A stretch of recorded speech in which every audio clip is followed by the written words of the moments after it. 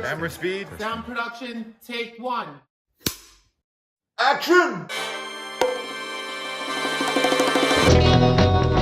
Welcome to From Beneath the Hollywood Sign. If you love old movies, Hollywood history, or the golden age of filmmaking, you've come to the right place. This is the podcast that talks about amazing stories of Tinseltown from another era. Hear fascinating conversations with writer-producer Steve Cubine, who quite literally lives just beneath the Hollywood sign, and actress-writer Nan McNamara. Now your hosts, Steve and Nan. Hey everybody, welcome to another episode of From Beneath the Hollywood Sign. But before we dive in, I wanted to just kind of check in. Nan, hello, how are you? Hi Steve, I'm good, how are you? I'm just curious, have you seen anything good this week? I know we always talk about the movies we've seen when we get here, but yes. I thought, well, let's just talk about it on the show. You know what? I watched 3 things. I'll give you a quick rundown. I rewatched Kitty Foyle with Ginger Rogers. We've talked about that quite a bit. Yes, we have. I won't talk about how I feel she didn't deserve that Oscar again. I watched that. I watched a great documentary called Becoming Katharine Graham.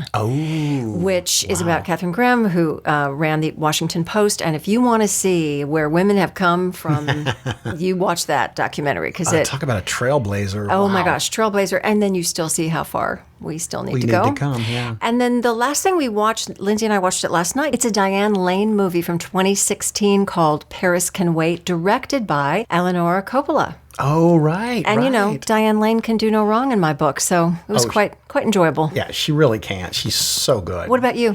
I watched last night for the 20,000th time. Yes. I watched Clash by Night. Oh. Barbara Stanwyck, Robert Ryan, the great Paul Douglas, Marilyn Monroe. I love that film. Such a good movie. Yeah, that's a great film. Good stuff. Yeah, nice. Well, today we're here. We're doing our April Star of the Month. Yes. And our Star of the Month is one of my favorite actors, and he's a little unassuming. He's not flashy. He's not scandal-laden. Mm-hmm. He's just a really great actor who never quite got his due. Right. So we're going to pay homage today to the great Richard Carlson. And for people who don't know Richard Carlson, he was always a welcome addition to any cast.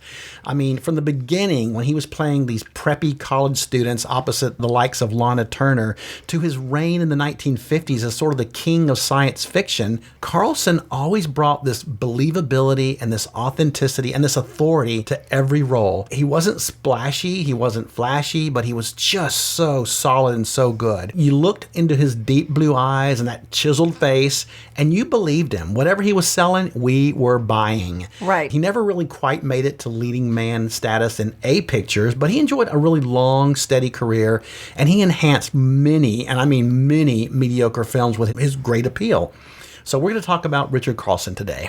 I think the description, those adjectives that you used for him are very much in keeping with the state that he was born in, which is he's a Minnesota boy. He's your homeboy. So he's, unassuming. He's, all these things that you think of. Yeah. Intelligent, beautiful. Oh, yes, talented. Yes. Talented. Well, he was born April 12th, 1912 in Albert Lea, Minnesota. He was the son of a Danish-born lawyer father and homemaker mother. Now, how far is Albert Lea from where you grew up? It's not far. Yeah. It's like, I think an hour-ish. Have you ever been there? Have I ever been to Albert Lea? I don't think I have. Because when I come to Minnesota, we're going to do a tour. We're road trip. We're doing a road trip. We're doing that. He attended, though, the University of Minnesota, which is just across the river from where I grew up, and he began writing plays. He graduated cum laude, Phi Beta Kappa, with his master's degree in English. And he actually taught drama briefly at the University of Minnesota, but quit after 3 months because he was bored. Which, when you hear his career, you will understand why he was bored, because he can do so many different things. I know, so versatile. Yeah. He then invested in his own theater in the St. Paul area, where he wrote, produced, directed, and acted in 3 plays.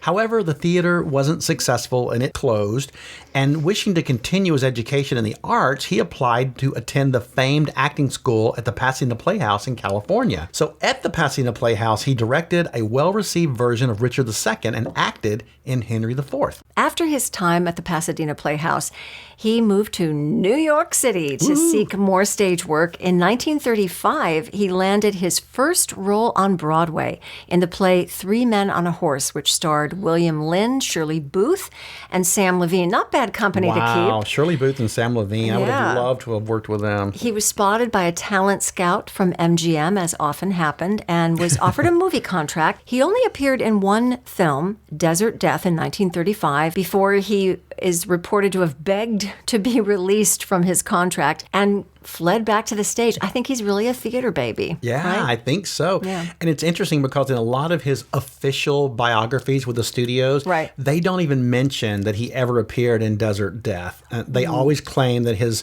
debut was later. So, interesting. Okay, yeah, that is interesting. Well, once he was back in New York, he appeared in the Brock Pemberton play Now You've Done It in March of 1937, but the play closed after only 43 performances. But he did follow this up by appearing with Ethel Barrymore in The Ghost of Yankee Doodle, which only ran 48 performances. But Barrymore was so taken with this talented young actor that she got him cast in her next play, which was White Oaks, in March of 1938. That was much more successful. He also had one of the plays he wrote actually produced during this time. It was called Western Waters, but unfortunately it closed after only 7 performances. But despite this, Hollywood came knocking again for Carlson, but this time it was successful producer David O. Selznick who offered him a contract. But he offered him a contract as an actor, writer, and director. That's what a talent this guy was and what potential that Selznick saw in him. So Selznick signed him up and he was a real triple threat. Which I would think is fairly unusual. Very unusual to be signed under all three. He was quickly assigned to a role in The Young in Heart, 1938, as the love interest of Janet Gaynor. The next year, he made a name for himself playing youthful leads in some fun, frothy movies like The Duke of West Point, 1938, Winter Carnival, which he would know a lot about, being from Minnesota, opposite the Oomph Girl Anne Sheridan, These Glamour Girls, 1939. He plays a poor college student having to work his way through school, and Dancing Co-ed as a college reporter who's on the tail of Lana Turner. Yes, good movies. After that, he made a series of kind of uneventful films. Many of them were forgettable, what are called second features. So sort of like a B movie, yeah. Basically. He appears in the supernaturally themed Beyond Tomorrow, 1940. We talked about that in our Christmas episode from 2023, episode 12. He sings in that, actually. Yeah, he does. And then he follows that up with the musical, talking about singing, No No Nanette, 1940, with Anna Neagle. And even played Thomas Jefferson in The Howards of Virginia, 1940, which starred Cary Grant and Martha Scott. I can see that with his features, that he would be a good Thomas Jefferson. Absolutely. In 1940, he also had a great part opposite Lucille Ball in Too Many Girls. This was the film where Lucy fell in love with her future real-life husband, Desi Arnaz, who was making his screen debut. And it was also Van Johnson's film debut. That's so interesting. It was around this time that Carlson married model Mona Mayfield. She was a native of Texas who gave up her career to stay home and raise their 2 sons, Christopher and Henry. Mona would later come out of retirement to appear as herself in a very famous episode of I Love Lucy from 1951. Do you remember the episode? I do. Yeah, it was the fashion show, and it's where Lucy and Desi and they got all their close friends' wives to come in and appear in this fashion show. It was really fun. Richard Carlson began to show his dramatic range when he was cast in a significant role in Backstreet, 1941, a story of a kept mistress starring Charles Boyer and Margaret Sullivan. Then he follows this by playing newspaperman David Hewitt, who marries Alexandra Teresa Wright and saves her from her despicable mother, Betty Davis, in The Little Foxes, Yes. 1941, another great film. So he really is getting into some pretty amazing films. Yeah, I mean, it's funny. He did a lot of supporting roles in A pictures and leads in B pictures. Right. So I would say he was a B+. Yes, right. Yeah. In 1942, he became a full-fledged romantic leading man in the movie The Affairs of Martha. This is a charming romantic comedy where he plays this wealthy son who has drunkenly married married the beautiful young family maid, played by Marsha Hunt, my buddy, before he going off to college. Well, now he comes home with a new fiance, thinking that marriage to the maid has long been annulled. Well, turns out it hasn't been annulled, and all kinds of craziness ensues. Yes. Exactly. Well, on a personal note, Marsha told me many, many times she loved Richard Carlson. In fact, Richard and his wife Mona were really close friends with Marsha and her husband Robert. And at one point, they were even neighbors when Marsha lived over near Beverly Glen and Mulholland. Wow. So she had just great things to say about him. What a great guy he was, and just all around, great actor. After the affairs of Martha, another romantic lead followed in My Heart Belongs to Daddy, 1942, opposite Martha O'Driscoll. And also he was in the underrated film noir Fly By Night opposite Nancy Kelly. Other highlights in the 40s include Abbott and Costello comedy Hold That Ghost, 1941, White Cargo, 1942, where he marries and is almost killed by Hedy Lamarr's character. Tondaleo. Yeah. Ooh. And the musical comedy Presenting Lily Mars, 1943, with none other than the great Judy Garland and Van Heflin. And then The Man from Down Under, 1943, featuring Charles Laughton, Benny Barnes, and Donna Reed. His Hollywood career was interrupted by the outbreak of World War II, and Carlson served in the U.S. Navy as a lieutenant junior grade. While he was in the military, he utilized his acting talent as he made several service training films. He appeared in one particular film, which was produced by the U.S. Army, entitled For God and Country, which also featured Ronald Reagan. After the war ended, he returned to Hollywood, but unfortunately, he was no longer that fresh-faced boy anymore, even though he was only 35. Yeah. As he returned to movie making, he began to play more mature roles in films like the drama So Well Remembered, 1947, with John Mills and Martha Scott. In 1948, he starred in two lower-budget films, the crime drama Behind Locked Doors, 1948, with Lucille Bremer, where he played a detective who goes undercover inside a sanitarium to find a missing judge. I always love those storylines when they go undercover in a sanitarium. You know, remember Lois? Yes, they're going to get locked in. And they're never going to get out. The one person that knows is going to die. The one person who knows is going to die. Do you remember that Lois Nettleton movie from the 70s? Yes. I think it was called Women in Chains. And if I'm not mistaken, Ida Lupino was also like the warden. Well, of course she was. Wasn't she the warden in every women's prison movie? Yes. Oh, that's fun. The Amazing Mr. X, 1948, a terrific film noir one of my about favorites. a fraudulent fortune teller played by Turhan Bey who tries to swindle sisters Lynn Bari and Kathy O'Donnell. Now, in this one, Carlson plays the patient and skeptical boyfriend of Bari. Yes, he was the voice of reason in all of that. Yes, well, he's kind of the voice of reason in general, yes. I know, he really is. Well, we have a lot more to talk about with Richard Carlson. Before we do, I think it's time for our pop quiz question of the week. And I bet it's going to be about Richard Carlson. Well, how would you ever guess that, Nan? Richard Carlson, he wrapped up his very distinguished film career by appearing in a campy musical that starred a major singing sensation. And this was all in 1969. What was the movie and who was the superstar singer? Good question. And sort of actor. Oh, okay. That helps. That's a good hint. Well, we'll be right back with that answer and more about Richard Carlson after this. Steve and Ann will be right back, but first another stop on the Hollywood tour. One of the films for which Richard Carlson was best known is the 1953 science fiction thriller It Came from Outer Space. It was about an alien spaceship crashing outside a small town in Arizona. Now, in hindsight, the film is kind of hokey, but it had an important storyline some didn't see coming. Carlson's character discovers the spaceship, and he learns from the alien leader that they crashed on Earth by accident. The aliens mean no harm. They only plan to stay on Earth long enough to repair their damaged craft and then continue on their voyage. And that has a very significant tie to one of Steven Spielberg's best-known films of the late 1970s. Steven Spielberg has credited It Came from Outer Space and that plot of friendly aliens as the main inspiration for his film Close Encounters of the Third Kind. In fact, Spielberg told TCM he confessed to Ray Bradbury that when he was a kid, Spielberg had seen It Came from Outer Space a full 6 times back-to-back. And now back to Steve and Ann from Beneath the Hollywood Sign. Welcome back, everybody, as we continue to discuss the great Richard Carlson. But before we go any deeper, I want to give a shout out to our listener of the week. And this week, we are honoring Lynn Madden for a very specific reason. Lynn was the one who initially wrote us and asked to do an episode about Richard Carlson. So Lynn, not only are you our listener of the week, you get your wish. Yes. Here's Richard Carlson, who I know you had a crush on.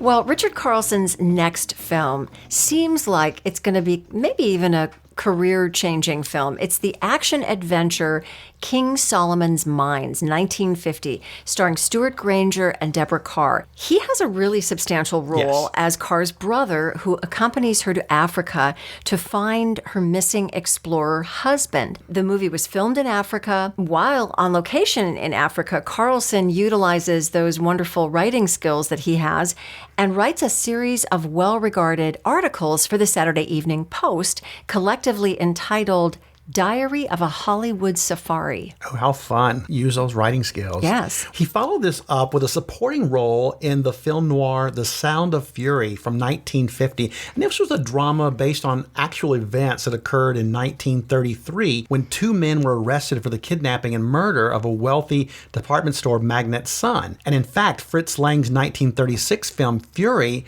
was also inspired by this same incident. The next year, he scores another triumph in the well-received drama The Blue Veil, 1951, with Jane Wyman, Charles Laughton, and Joan Blondell. In this film, he plays the tutor who cruelly walks out on Jane Wyman's nanny character, which is kind of not up his alley normally. No. He's normally the good guy. He's usually not such a heel. Yeah. Well, this film won Oscar nominations for Wyman and Joan Blondell, and I bet Richard Carlson helped with that. Indeed, he did. In the 1950s, Carlson began to explore work in television. He appeared in shows like the Prudential Family Playhouse, the Ford Theater Hour, and Robert Montgomery Presents. However, in 1953, he accepted a role that would change his career trajectory forever. And this was a movie called The Magnetic Monster. He played the lead role of a scientist investigating unusual magnetic forces. Well, it seems that science fiction and horror genres began to experience sort of a resurgence in popularity, and Richard Carlson, he just had the perfect square-jawed, serious leading man persona to star in these types of movies. Right, especially as that scientist that you want to root for. Yes, he's just straight-laced and always does the right thing, and he's smart, and yes. And you so aptly described that film as a career trajectory, because what happens is he stays really busy in this genre during the 50s. He appears in It Came from Outer Space, 1954, with baby Barbara Rush. My Baby gosh, Barbara. she is so young. The early 3D film The Maze, 1953. And the iconic Creature from the Black Lagoon, 1954, where he plays Dr. David Reed, who must save his girlfriend, played by Julie Adams from The Creepy Sea Creature. The sci-fi movies gave Carlson's career a much-needed boost and are probably what most people remember him from today. Yes, I think so. In a diversion from the sci-fi genre, he secured the male lead in a kind of a soapy movie called All I Desire from 1953, which was produced and directed by Douglas Sirk, who we all know doing those kind of melodramatic women's movies that he was so good at. This one in particular was great because it starred the incredible Barbara Stanwyck, and he played her estranged husband who decides to give her another chance after she abandons the family to seek a career on the stage and then returns with her tail between her legs. After that, he's back in television, starring in his own series, I Led Three Lives, which is an espionage thriller. He plays a man who infiltrates the Communist Party on behalf of the FBI. And because this was during the Cold War, it really proved pretty popular. Ran for 3 years and 115 episodes from 1953 to 1956. That was when they did like 36 episodes a year or something. Like now it's 12. Now a season's like 8. Yeah, 8. Around this same time, he began writing scripts for other TV shows and he got interested in directing. His directorial debut came in 1954 with the science fiction movie Riders to the Stars, which featured William Lundigan and Herbert Marshall. He then directed the Western Four Guns to the Border, also 1954, which starred Rory Calhoun and Colleen Miller. And his third feature as a director was the film noir Appointment with a Shadow in 1957, which starred George Nader. He followed this with The Saga of Hemp Brown, 1957 again, with Rory Calhoun. He also wrote the script for Johnny Rocco in 1958. This starred Richard Eyre, Stephen McNally, and Colleen Gray. He continued to direct television episodes of Mackenzie's Raiders in 1959, The Loretta Young Show from 1960 to 61, and The Detective 61 to 62. And he really must have been such a skilled director. He's worked as an actor. He understands that. Yes. He's a writer, so he understands story. He's been in the theater. He caps off the 1950s with one last great role in the Helen Morgan story, 1957, directed by the great Michael Curtiz. He plays 1/3 of the love triangle involving Anne Blythe and Paul Newman. Now, that's a sweet little love triangle. That's a pretty sweet, That's yeah. a pretty attractive love triangle. It's the biographic film about the alcoholic torch singer. And after that, he returns to low-budget sci-fi films and cheap westerns like Tormented, 1960. But then he focuses more on television, where he appears in everything from The Fugitive to Bonanza. His final film as a director was Kid Rodello, 1966, a western starring Broderick Crawford, Janet Leigh, and Don Murray. Now, in the 1960s and 1970s, he began writing for television shows like Daktari, O'Hara, U.S. Treasury, Owen Marshall, Counselor at Law, and Mannix. And he continued to show up on popular TV shows like Perry Mason, The FBI, and Cannon. His final screen performance was in an episode of the television series Mobile One in 1975. Unfortunately, on November 25th, 1977, at the way too young age of 65, Richard Carlson passed away from a cerebral hemorrhage, surrounded by his devoted wife, Mona, and their two sons in Encino, California. Looking back on it, Richard Carlson, his name may not be a household word these days, but his career is a testament, I think, to the power of versatility and resilience in Hollywood, which is not an easy thing to do. From his early struggles as an uncredited actor to his starring roles in some of the most iconic science fiction films ever made, he proved himself to be one of the most enduring actors of his generation. His contribution to cinema, particularly in the sci-fi and horror genres, they've just left an indelible mark on film history, and I think we should remember him. So, Steve, what would be the top 3 or 4 films to watch of Richard Carlson's? I love him, and in fact, this may be one of the first movies I ever saw him in. I love These Glamour Girls from 1939, where he plays this broke college student who's trying to keep up with all the hoity-toity, wealthy college kids. He's so good in that. But also, you have to see him in The Little Foxes. Yeah. I mean, he really is the voice of reason again in that one. And not a character that was added to the film. Yes, Not from the stage play. It wasn't from the stage play. I loved him in The Affairs of Martha. He's such a great romantic leading man in there. Yeah. I love that one. I love King Solomon's Mines. He's great in that. All I Desire with Barbara Stanwyck. So many good movies. So yeah, there's great ones to watch of his. Let's remind our listeners of this week's pop quiz. And the question was, Richard Carlson ended his distinguished career appearing in a very campy musical that starred a major, and I mean major, singing sensation. This was all in 1969. What was the movie and who was the singer? It's a tough one. It was actually Change of Habit with Elvis Presley and Mary Tyler Moore as a nun. Wow. And in fact, if memory serves me, Richard Carlson plays like a Catholic bishop in this movie. Interesting. So, yeah, very interesting movie. I think Elvis could have been a much better actor than we really have gotten to see him. He had such charisma, but I don't did. think he ever had anybody to really train him as an actor. And they just wanted to put him in the same kind of movie and over again to make money off of him. So that's a whole nother episode, though. Hey, another episode. How we could have changed Elvis's film career. Right. Well, thanks everybody for listening. We would love it if you would follow us on social media and if you would give us a 5-star review wherever you listen to this podcast. Our handle for social is @FromBeneathTheHollywoodSign, and you can find us on YouTube, Instagram, and Facebook. And we love your emails. Please keep them coming. You can email us anytime at info@FromBeneathTheHollywoodSign.com. That's this this week's view. From beneath the Hollywood sign. You've been listening to From Beneath the Hollywood Sign with Steve Cubine and Ann McNamara, the podcast that celebrates amazing stories of Tinseltown from its golden era. Join us next week for another episode and learn something else about Hollywood you probably never knew. Take a moment and give us a 5-star rating and a positive review, and tell your friends about us too. It'll help grow the podcast. Visit Steve's website at FromBeneathTheHollywoodSign.com. The executive producers are Steve Cubine and Nan McNamara. Executive producer and post-production supervisor Lindsay Schnebley. Associate producer and researcher John Price Ritchie. This podcast is part of the Airwave Media Podcast Network. Visit airwavemedia.com to listen and subscribe to their other fine shows like The Box of Oddities and The Shallow End with Schnebley and Toth. Copyright 2025. All rights reserved. That's a wrap.